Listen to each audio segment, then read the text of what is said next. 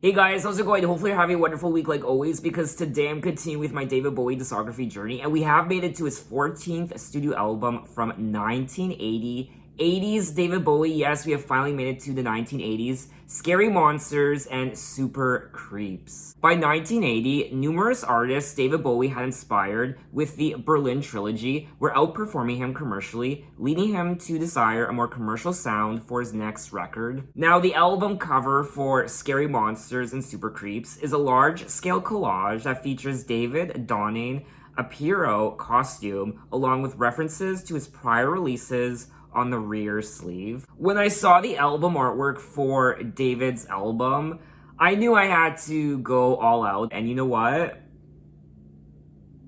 I scare myself, honestly. Scary Monsters and Super Creeps would later be referred to by commentators as David's last great album and a benchmark for later releases. Several publications have also considered this album to be one of the greatest albums of all time, just like so many of David's past works. When talking about the album, David Bowie said, "There was a certain degree of optimism making Scary Monsters and Super Creeps because I worked through some of my problems. I felt very positive about the future, and I think I just got down to writing a really comprehensive and well-crafted album." By the time of Scary Monsters and Super Creeps, the kind of music that I was doing was becoming very acceptable. It was definitely the sound of the early 80s. Now, there are 10 tracks on the album, and I don't recall hearing any of these songs before, and the album is 46 minutes. So let's get into it with track 1, It's No Game, Part 1.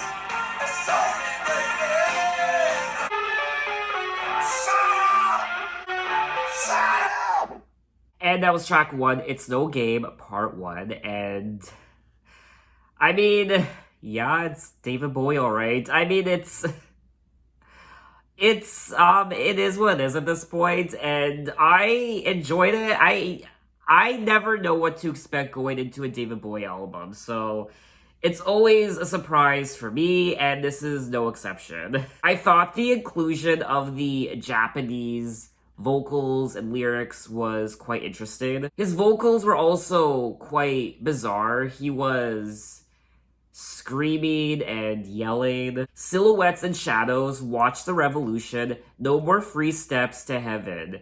It's no game. Documentaries on refugees, couples against the target. You throw a rock against the road and it breaks into pieces. And then he ends the song by saying, so where's the moral when people have their fingers broken to be insulted by these fascists? It's so degrading.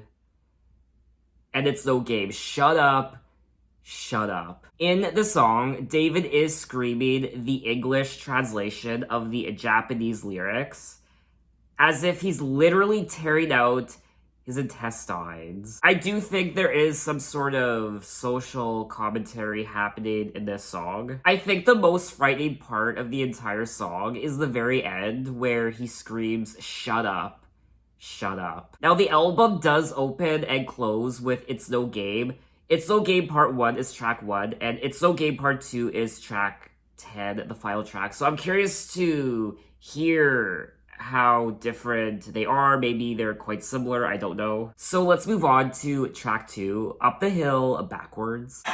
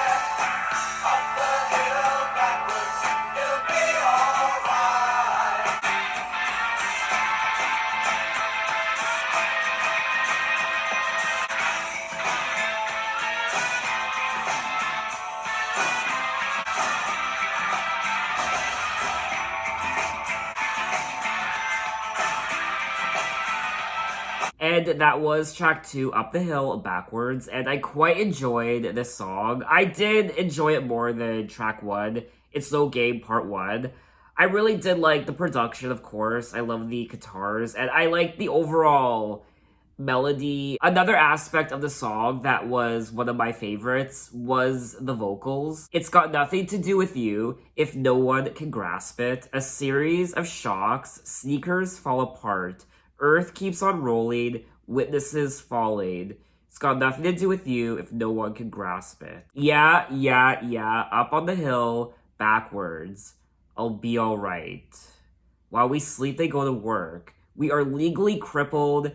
It's the death of love. So once again, I have essentially no idea what he's singing about in this song, but what did it for me, of course, like I said already, the production and the guitars, and overall, I did quite enjoy this track. The lyrics of the song are often seen as a commentary on the public coverage of his divorce from Angela Bowie. It's one of the several tracks on the album that muse over the double-edged sword of celebrity. It has been interpreted as facing up to crisis in general. Another person interpreted the song as a song about how difficult it is to be young when the world doesn't take you seriously. Being a teenager growing up is going up the hill backwards. David also says in the song, while we sleep, they go to work. We are legally crippled.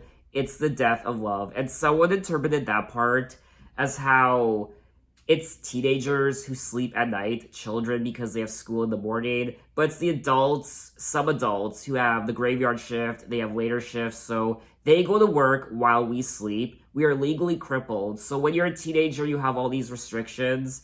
You can't drive until a certain age. You can't drink until a certain age. You can't vote until a certain age. So let's move on to track 3, Scary Monsters and Super Creeps.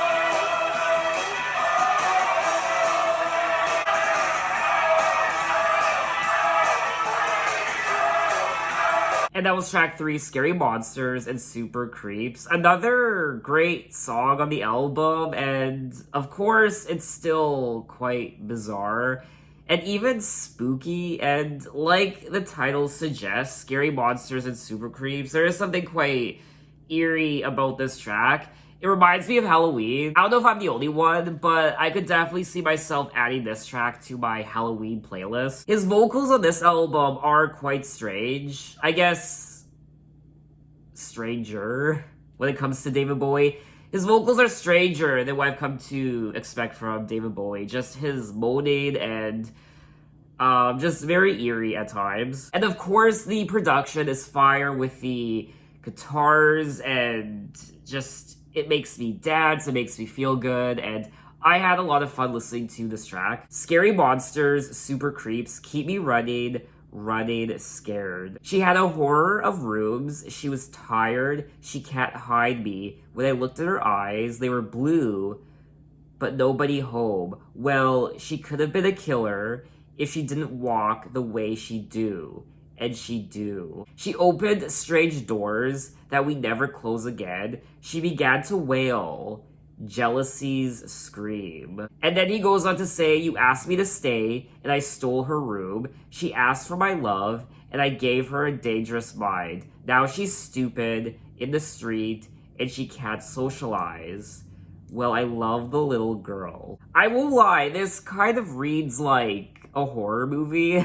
The lyrics of the song, sung by David in his Cockney accent, charted a woman's withdrawal from the world and descent into madness. I mean, I felt like I was descending into madness listening to this track. Now, the Scary Monsters and Super Creeps can be interpreted in so many different ways, I feel like. The Scary Monsters, the Super Creeps, the demons, the psychological demons that follow someone and eventually turns someone mad and crazy. And also, the Scary Monsters, Super Creeps can be physical people. You're walking home late at night and people are staring at you. People are following you down side streets and alleyways. The Super Creeps, the Scary Monsters and Super Creeps you see at the bar. I mean, I feel like this song is open to multiple interpretations. David Bowie's wailing in this track is quite disturbing and almost exciting to listen to at the same time. It's like you're trapped in some sort of psych ward and you just want to escape, and the demons aren't leaving your head and they're just circling you and chasing after you and they won't leave you alone. I mean, I feel like I'm going crazy listening to some of these songs. So let's move on to track 4, Ashes to Ashes.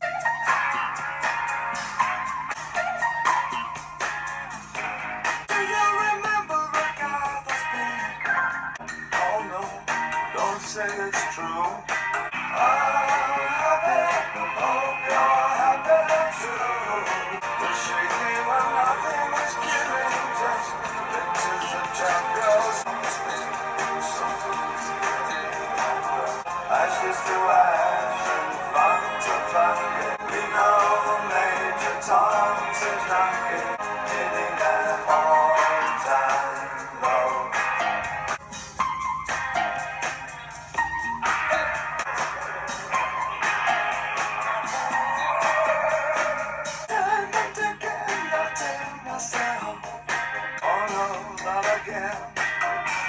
I'm stuck with a valuable friend.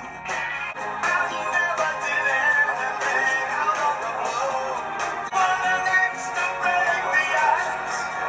One that comes down right now. Ashes to ashes, fun to fun. We know Major Tom's a junkie. You better not mess with Major Tom.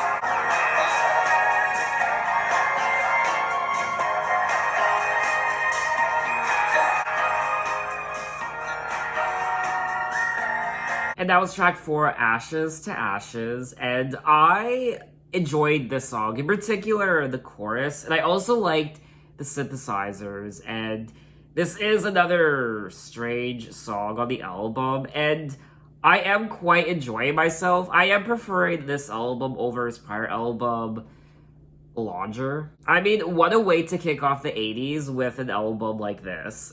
And he's still surprising me. We are 14 albums into his catalog of music, and David is still surprising me. He's still innovating, and I'm shocked. Or am I shocked?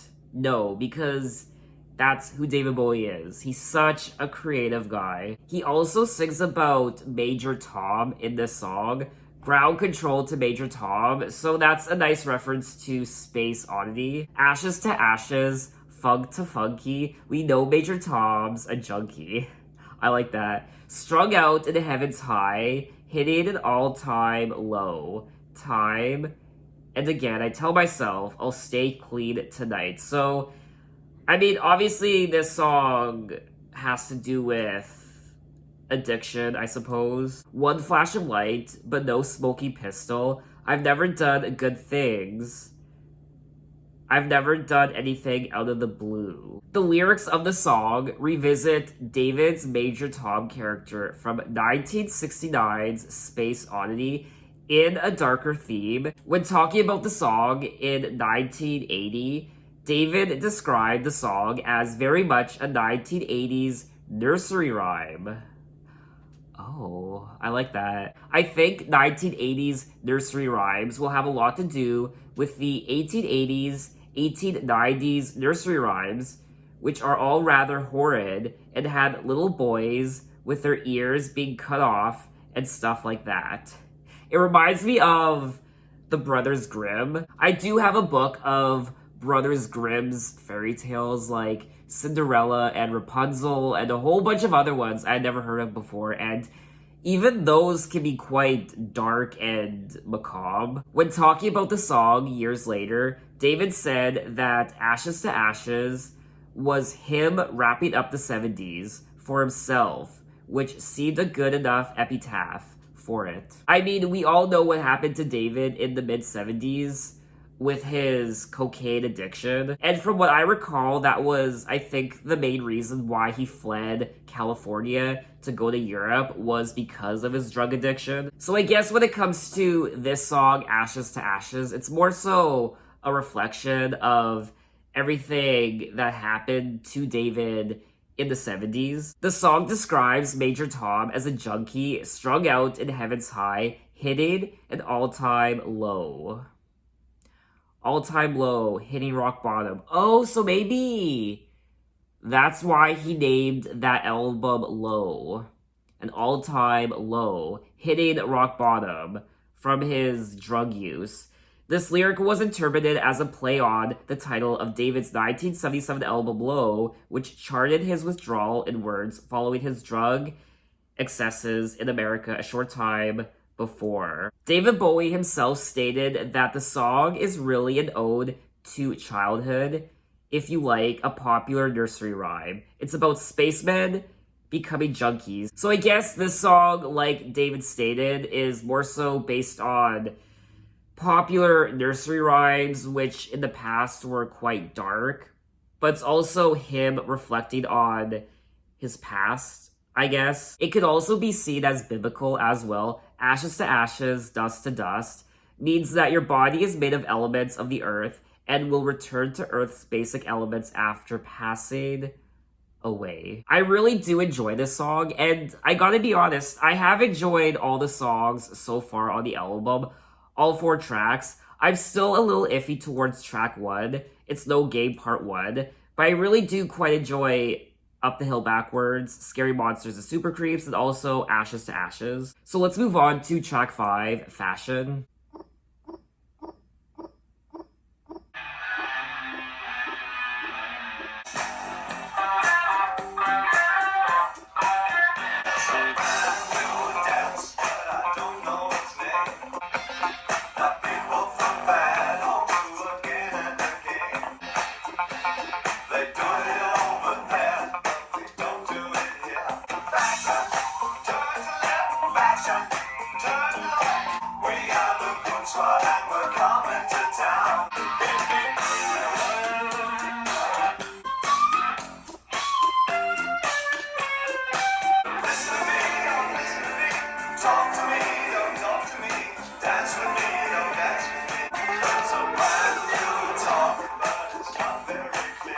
It's loud and it's tasteless, I've not heard it before.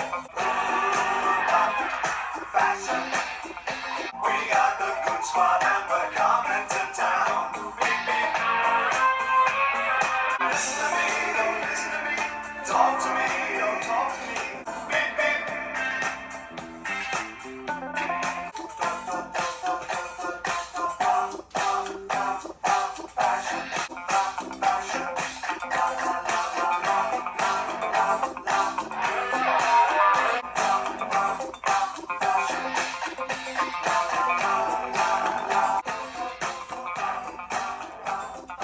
And that was track 5, Fashion. Yes! Okay. Who bop, do, do, do, do, do, do, do, fa, fa, fa, fa, fashion. I love that part. This is definitely a very playful song to listen to. There's a brand new dance, but I don't know its name, that people from bad homes do again and again. It's big and it's bland, full of tension and fear. They do it over there, but we don't do it here. Fashion, turn to the left. Fashion, turn to the right. Ooh, fashion. You know what? This song actually reminds me of RuPaul. In particular, his 1993 song, Supermodel, You Better Work, from 1993. His 1993 album, Supermodel of the World.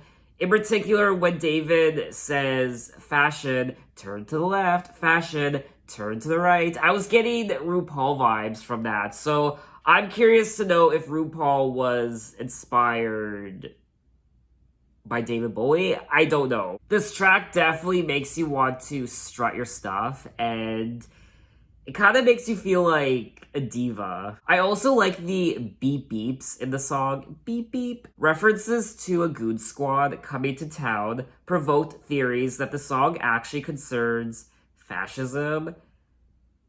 Oh, okay. However, David did play down this interpretation in an interview shortly before the release of the album, saying that what he was trying to do was move on a little from the Ray Davies concept of fashion to suggest more of a gritted teeth determination and an unsureness about why one's doing it. Biographer David Buckley believed the song poked fun at the banality of the dance floor and the style fascists. The song ridicules slavish following of any kind of fashion, be it musical, clothing, or political. Someone else's general comment on the song was how it compares the fashion industry to fascism. Overall, I did really enjoy the song. So let's move on to track 6, Teenage Wildlife.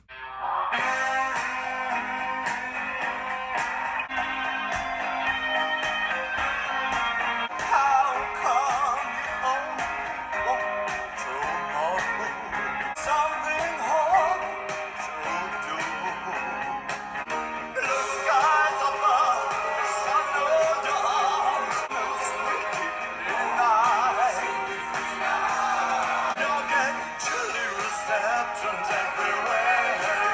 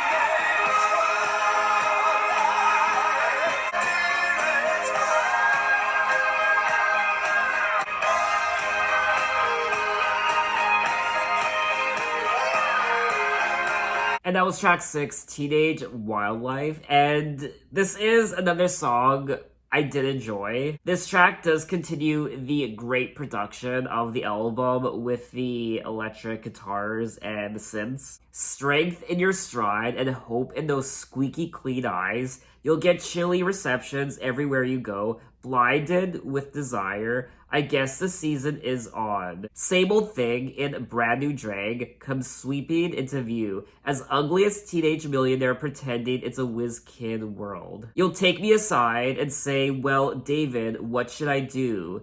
They wait for me in the hallway. I'll say, don't ask me. I don't know any hallways. I feel like a group of one. No, they can't do this to me. I'm not some piece of teenage wildlife. So, in general, I think this song could be about the insecurities of what someone goes through when they're a teenager and the ups and downs and exploring new things and just being uncomfortable and just getting to know yourself, being uncertain when it comes to not really knowing who you are and dealing with school and just growing up and parents and trends and being self-conscious about yourself. I don't know, I think the gist of this song is just about, like the title implies, teenage wildlife. Ironically, the lyrics of the song is something about taking a short view of life, not looking too far ahead,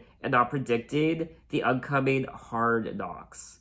That's what David Bowie said about the song. So I guess this song is more so about having a short-term view on life. It's that false idea of high-tech society and all that which doesn't exist. I don't think we're anywhere near that sort of society. It's an enormous myth that's been perpetuated, unfortunately. It looks like in the lyrics, someone is coming up to David and asking him for advice.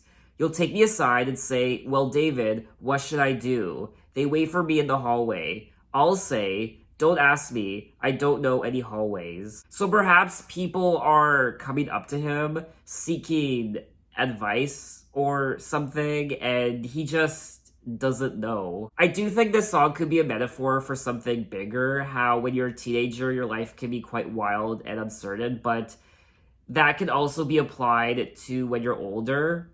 That sense of uncertainty and the wildness that comes with different stages of your life, regardless of who you are. You could be a celebrity, you could just be a normal person. But anyway, let's move on to track 7, Scream Like a Baby.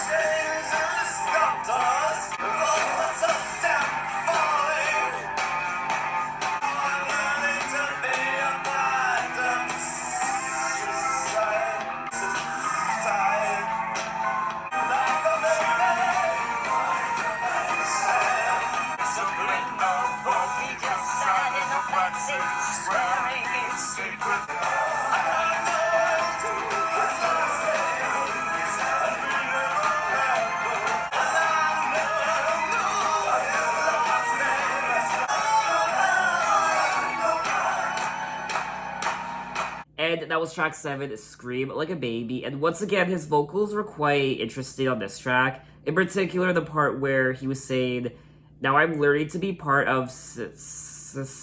He doesn't quite say the word. He almost stutters and half finishes the word. And then Scream Like a Baby, Sam was a gun, and I never knew his last name. And we never had no fun. No athletic program, no discipline, no book. He just sat in the backseat swearing he'd seek revenge. but he jumped into the furnace, singing old songs we loved. Scream like a baby. He was thrown into the wagon, blindfolded, chains, and they stomped on us and took away our clothes and things. This song kind of reads like some sort of dark, modernized folktale. There is obviously more social commentary happening in this song as well, just like quite a few of the other tracks on this album. The song focuses on a protagonist called Sam, who's evidently being held, along with the track's narrator, in a political prison. Though set in the future, the story is related in the past tense in a fashion David has described as future nostalgia, a past look at something that hasn't happened yet. People have said that the song is for anybody who's been oppressed for anything or looked down upon. There is a quote in the song that says, "Mixed with other colors, and the nurse didn't care. They took away our clothes and things and pumped us full of strange drugs. And oh, I saw Sam falling, spitting in their eye." There are certain parts of the song that raise certain questions, for me anyway, especially the part where he says he jumped into the furnace, and also the part where he says, "Took away our clothes and things and pumped us full of strange drugs, thrown into the wagon." I don't know. I'm thinking of Nazi Germany and obviously the Holocaust. And once again, just like a lot of David Bowie songs, this track is open to interpretation. I think it has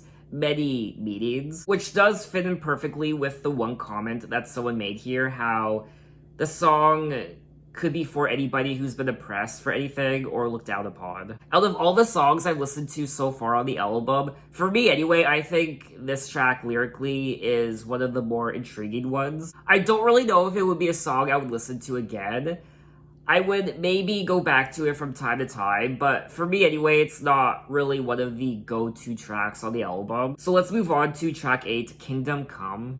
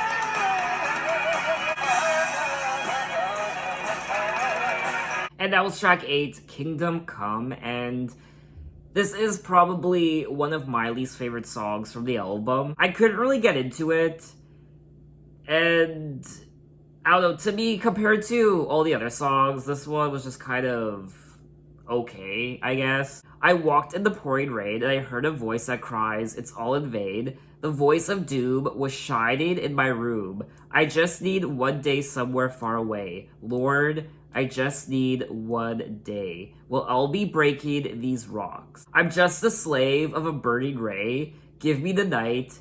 I can't take another sight. Please, please give me the night. Well, I'll be breaking these rocks. He does end the song by saying, "I said I won't be breaking no rocks when the kingdom comes." So there is something quite, I guess, spiritual about this song. Lord, I just need one day. We'll be breaking these rocks. I don't know what these rocks are and what they mean. When the kingdom comes, he also sings about the voice of doom was shining in my room. So maybe there's some sort of internal struggle happening between good and evil, and with these rocks as well. He also brings up a river, a muddy river, and In this tower, they're watching me, hoping I'm gonna die. Even though I'm still not the biggest fan of this track, I'm still very curious to know what's actually about. So it looks like this is actually a cover of the Tom Verlaine song from 1979, which is quite interesting because this does sound like a song that David Bowie could have written. Some people are saying that the song is some sort of confessional. Another person said that perhaps it's about a man being kept in a prison. If you guys know the actual interpretation of the song, I would love to know. So let's move on to track 9, Because You're Young.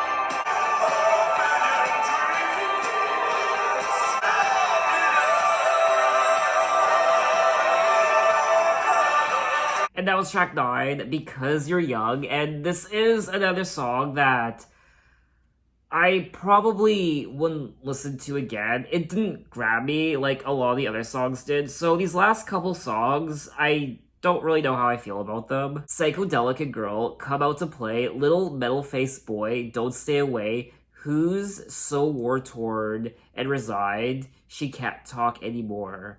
What are they trying to prove? What would they like to find? And then he goes on to say, because you're young, you'll meet a stranger some night. Because you're young, what could be nicer for you?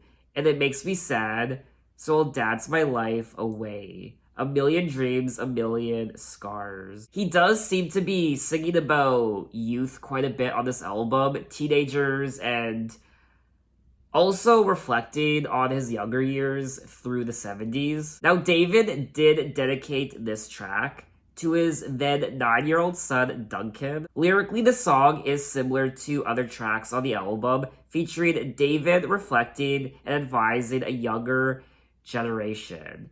Okay, yes, I guess that's what I was trying to get at. It is almost like he is educating younger people who listen to his music. So this does seem like a very youth-oriented album for teenagers to listen to. I also want to go back to the prior track, Kingdom Come, for a second, because it does say that lyrically, that song features similar themes to other tracks on the album, like frustration, boredom, and repetition. I also feel like on this album in particular, he's singing about people who are looked down upon by society, perhaps people who are even oppressed, and one group of people who are always looked down upon are teenagers. I do think that that's something that even David can relate to, being a grown man and just being different and not conforming to what a normal person is. So we have come to the end of the album, track 10, It's No Game, part 2. Silhouettes and shadows. No more free steps to heaven. Just big heads and drums, full speed and pagan, and it's no game.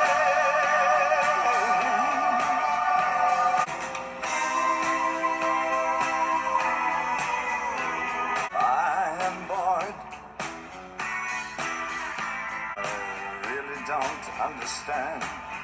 the situation. People have their fingers broken, and it's no game.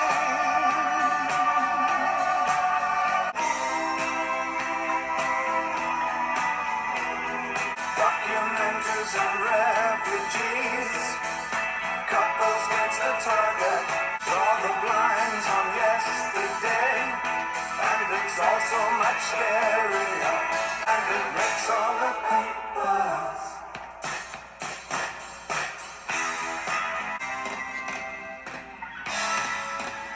Put camel shit on the walls, and it's no good.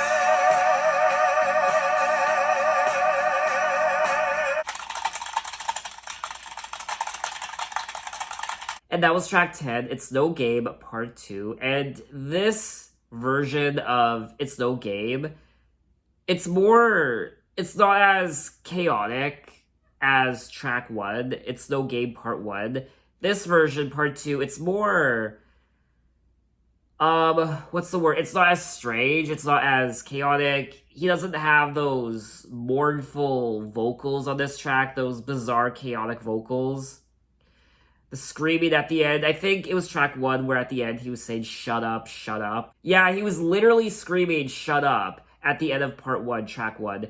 And in track 10, he doesn't do any of that. It's No Game, part 2 features new lyrics and is more mellow and meditative throughout. Whereas part 1 climaxed with the signals of insanity, part 2 just ends, draining color from everything around it. Similar to how the album begins, the track ends with the sound of a tape rewinding and played out, although this time, it slows to a halt. There's also no Japanese narration happening on this track, part 2. He does end the song by saying, children around the world put camel shit on the walls, they're making carpets on treadmills, or garbage sorting.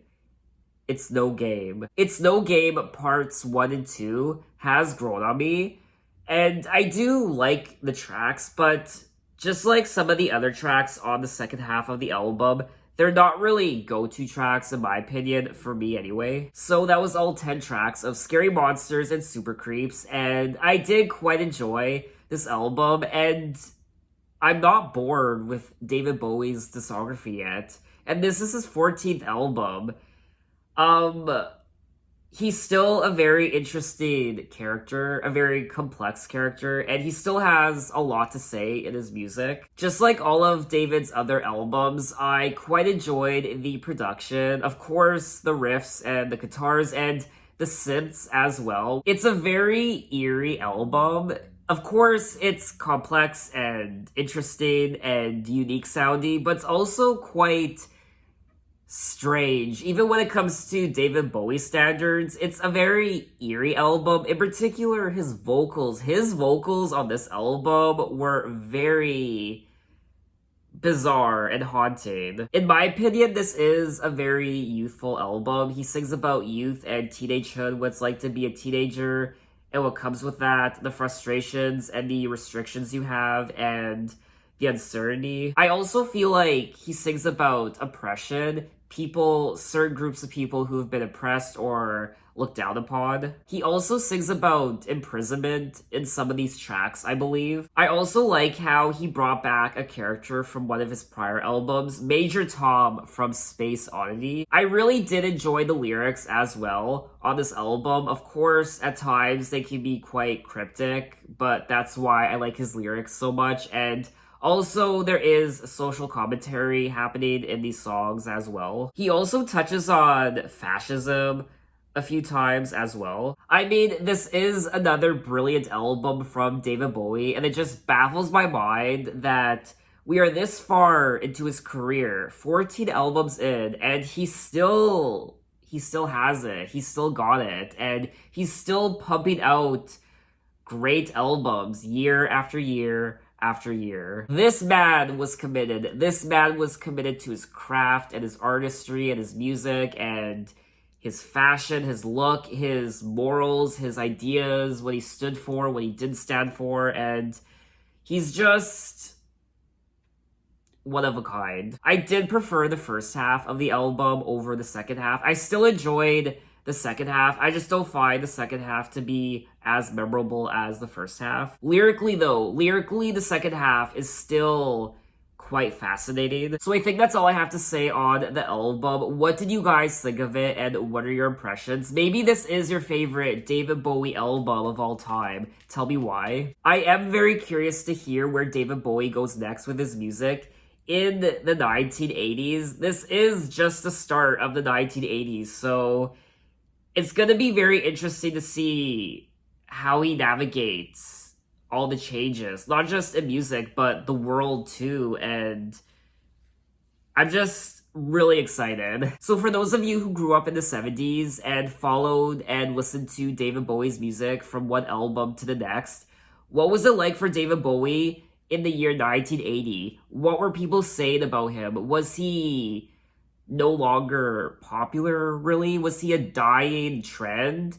Were people not listening to him anymore? Maybe he was still as popular as ever, but with the change of times and music and years, there are new artists that emerge and people flock to those new artists, and the ones we once loved are kind of left in the dust. And it still happens to this day. An artist reaches their peak and all these new musicians come along and the hype is now on them. It's no longer on the older musicians. So David was obviously getting older, and were people just getting bored of him? I mean, what was it like to grow up with David in the 70s, into the 80s, and beyond, even into the 90s? Because from what I've read, just in my research for this album, Scary Monsters and Super Creeps, it looks like a lot of the musicians that he inspired at this time were now outperforming him and selling better.